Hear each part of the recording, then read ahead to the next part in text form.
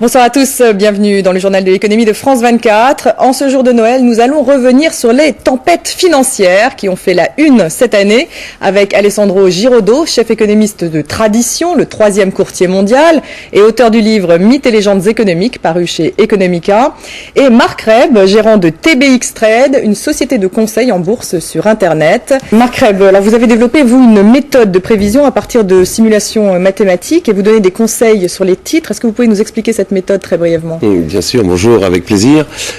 Donc en effet, la méthode TBX Trade est un système expert mathématique, donc une méthode purement mathématique basée sur une approche de simulation de marché qui permet de détecter des tendances lourdes en bourse, de détecter la psychologie des marchés que nous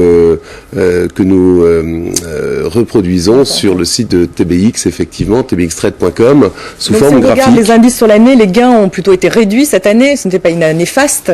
L'année n'était pas des plus fastes, effectivement, et nous préconisons un certain nombre de valeurs à l'achat, mais également des valeurs, lorsqu'il faut sortir du marché, des valeurs à la baisse. Alors les valeurs qui ont le plus souffert, ce sont les valeurs financières.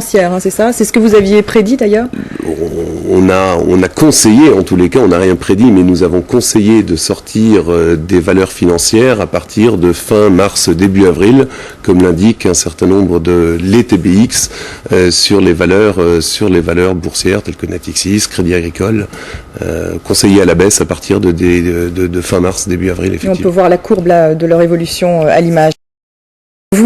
Marc Reb, vous pariez malgré tout sur certains secteurs l'année prochaine, les pharmaceutiques et le secteur de l'alimentaire. On commence très vite sur les pharmaceutiques. Alors ceci aux États-Unis, effectivement, nous sommes acheteurs. D'abord, nous sommes confiants pour les mois qui viennent sur la vigueur du Dow, notamment des grosses valeurs américaines. En étant particulièrement acheteur de deux secteurs d'activité, effectivement, que sont les pharmaceutiques. Et là-dedans, je citerai deux valeurs que sont Merck et Johnson & Johnson. Et nous sommes également très acheteurs du secteur de l'alimentation, avec des valeurs depuis longtemps recommandées, enfin depuis 2 mois maintenant, que sont Coca-Cola, Pepsi-Cola, recommandées à l'achat significativement.